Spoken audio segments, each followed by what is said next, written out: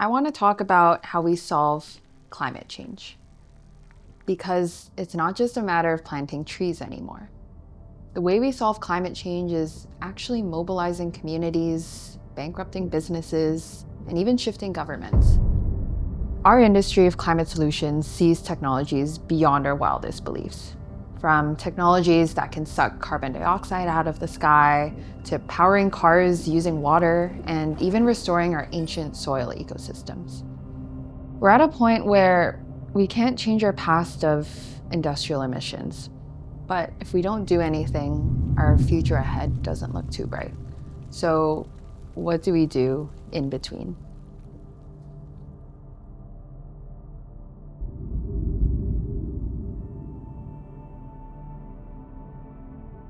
I think for the longest time, I thought that we could recycle and paper straw our way out of climate change.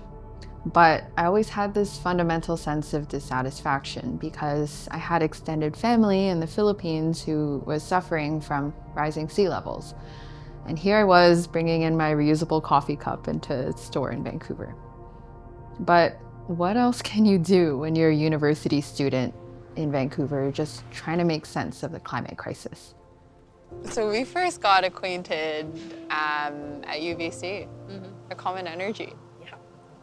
I think very fondly about those days, honestly. too. Like just really innocent, hey, this is how we're gonna solve climate change. Like through these like niche, like we just threw these free vegan dinners every month.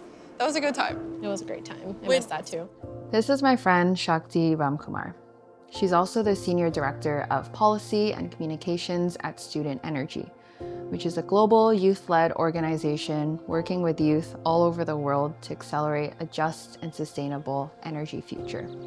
I came to UBC with like a lot of like energy and climate baggage, I would say. I had like done science fair. I was very interested in climate change from like the technical perspective, but then having to do these like community focused things was pretty new to me, like liaising with a lot of people, talking about climate change. And I think it was like important to develop my own critical perspective. So I still think it was like a naive, but in a very productive way, in that I hope that everyone has that experience, like a safe space to like explore their perspectives and meet friends and have a good time. Yeah. I think the biggest thing for or realization for me is that the way we get to the sustainable future we all dream of, like that matters, the like means and the how we do things matters. And it felt like Common Energy was kind of embodying the future that we would like to see, one that's like collaborative, that is focused on community building, that is welcoming to people from all backgrounds. Thinking a little bit more about what that looks like in the electricity sphere, where do you see, conversely, I guess, the challenges? Like, what will we need to overcome? I think challenge will be balancing, meeting growing energy demand with this sort of constraints that we have with clean energy. I think, you know, as we see more heat waves, things like that, we could have unexpected increases in energy use that we maybe hadn't planned for. Historically, like our forecasts for energy demand have always been a little bit higher than what they actually have been. BC's energy demand is not like skyrocketing or electricity demand is not skyrocketing at like a unprecedented pace, but they could with the more volatile weather, with heat waves, with infrastructure, housing that's not really built to withstand that. So I think that's a challenge, is how do we deal with that unpredictability and planning for that unpredictability while we also try to reduce our emissions and electrify and do all of these things. First Nations want this type of opportunity. We want to build electricity projects. We want to build transmission. We want to be part of, you know, the solutions in terms of like our own community priorities, like getting out diesel or making electricity heating more affordable, but also like the wider problems around like how are we going to bring more clean electricity to the grid to be part of the bigger societal problem with electrification and getting net zero. We're on our way to the Hoopachasset First Nation territory, which is just outside of Port Alberni on Vancouver Island. There's something called the Oopneet Power Corporation. It's a hydroelectric project that, during its peak operations, can power up to 6,000 homes. And First Nations own 82.5% of the project. My name is Kwatuma Koseres. I am Hupachaset. This is my territory. I'm the Executive Director of Clean Energy BC. Clean Energy BC itself is an industry association, so we really try to focus on high-level planning on clean electricity so we can create opportunities for First Nations and our industry partners. As we electrify different sectors of our economy, our industry, homes, cars, our demand is going to go up. And so to meet that demand, we need emissions-free electricity. And so that's where I come in, where there's partnerships between First Nations and our industry partners to build those electricity projects so that we can have that emissions-free electricity into our grid, which is going to be key. As we think about decarbonization and how to decarbonize, decolonization has to go hand in hand. That way we don't replicate the injustices of the past. BC Hydro has very cheap, affordable rates, but that's because it came at a cost of dispossession, destruction of territories, and no payments or benefits to First Nations. And so that's the coloniality of power that is left out of these conversations.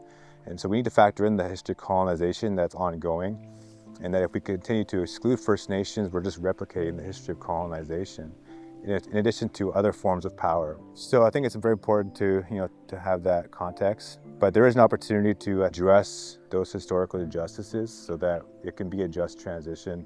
But First Nations need to be at the table so that we can identify the opportunities that we want, we can identify the challenges that exist. I can imagine that's difficult because you're working in this modern day where BC Hydro has a call for power, but you also have this history of a colonial legacy that has, excluded and damaged First Nations legacies here.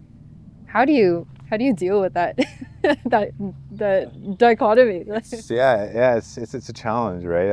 How to build relationships with those who are colonizing your territories.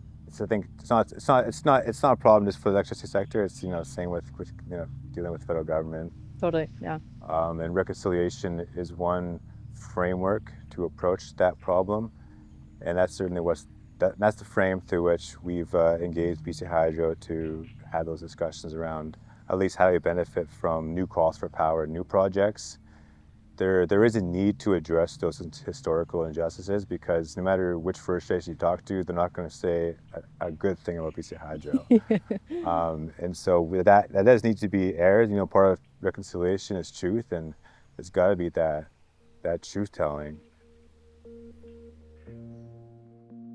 Obviously, we need the technology to be ramped up, but we have to do it in an equitable way. We have to start with consultation at the margins and make sure, once again, that we're not perpetuating these same problems because tech is not a silver bullet solution. Hi, I'm Kat. I'm the Executive Director of the Foundation for Environmental Stewardship. We're a Youth for Youth sustainable development organization supporting young folks to finance, connect, equip, and amplify their work through our Youth Harbor and Now for Net Zero program. Hi, I'm Jess, and I get to work with Kat at FES, and I'm Program Director for the Now for Net Zero program.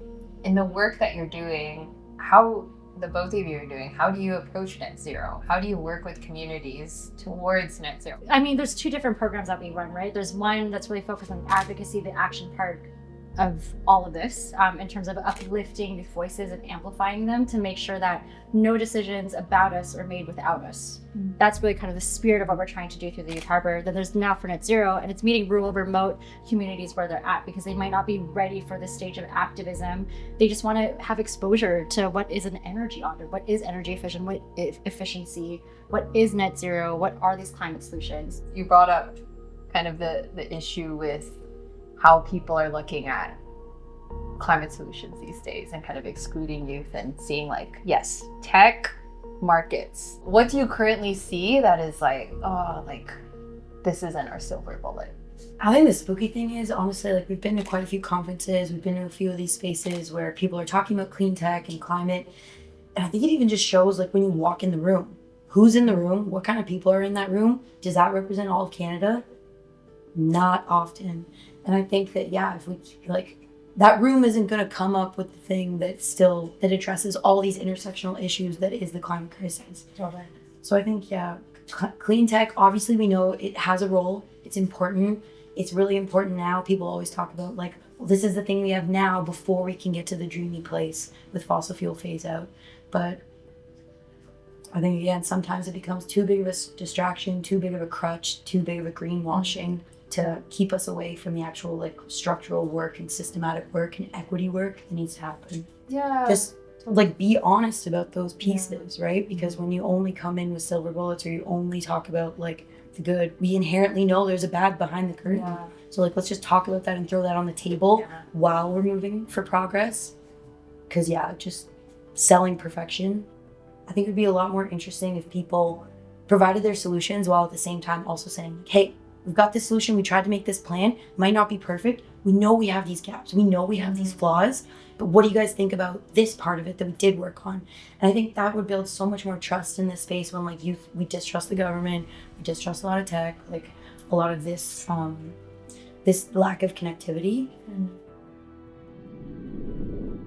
That's going to be one of the challenges that we face. This isn't going to happen invisibly without affecting people. We're going to have to take this on as a challenge as a society and accept the changes, or at least help to make sure the changes that are required can be accommodated and are done in a way that's socially responsible and reflects past inequities and everything else. All of those things can work together. I'm Greg Dipple. I'm head of science and a co-founder of ARCA Climate Technologies. I'm a geologist, and I've taught at the University of British Columbia for more than 30 years in earth science. And for about 20 of those years, we've been doing research on using mine waste to capture carbon dioxide from the air and store it durably in carbonate minerals. As somebody who's developing one of such solutions, as we live in a climate that is very much changing, how do you feel that's impacted, how you relate to climate change and how you think about the solutions that you're building? If you look at the range of technologies that we have out there, this idea of being able to remove billions of tons of CO2 per year from the air and store it durably just sounds mind-boggling. The reality is there's more than enough technologies out there to do it. It's technologically feasible. It's basically we have to agree to pay the cost of doing that. It's economically feasible, but there is an economic cost. And also we as a society have to, set up the rules and the framework in which we all agree to do this, because if some people are cheating, then it's not going to work for everyone else. So the biggest challenges to this are not technological. There are technological improvements that are needed, but I think those challenges are much smaller than the challenges that we have around accepting that economic pathway, what that means in terms of transitioning our energy systems, and also the international and global cooperation it's going to require. I think the technology story is a hopeful one. We can do this. I like the way you phrase that, and I think it says a lot that you, as somebody who's building the technology, you said it quite humbly yourself that this is one component of it. It's still smaller in magnitude relative to the societal reckoning, I guess, and economic reckoning that we'll have to come to essentially enable the scale of technology.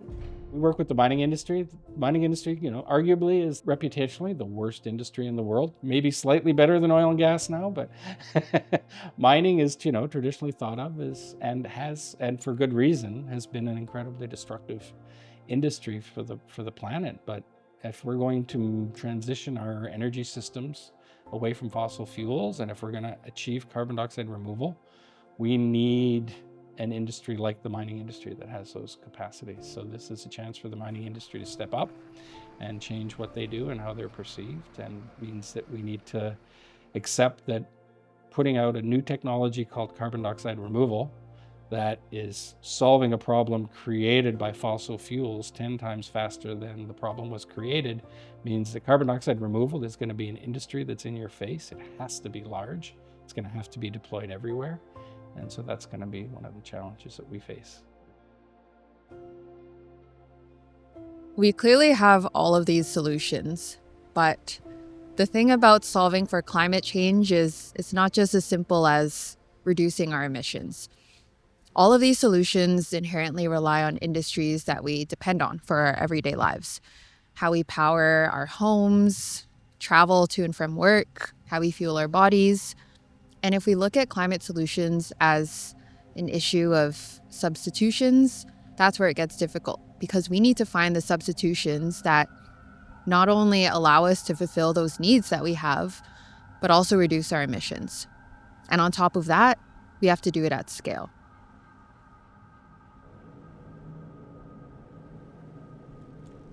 We find ourselves at this in-between.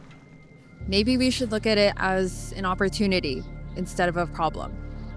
An opportunity for us to build a world that we can actually be proud of.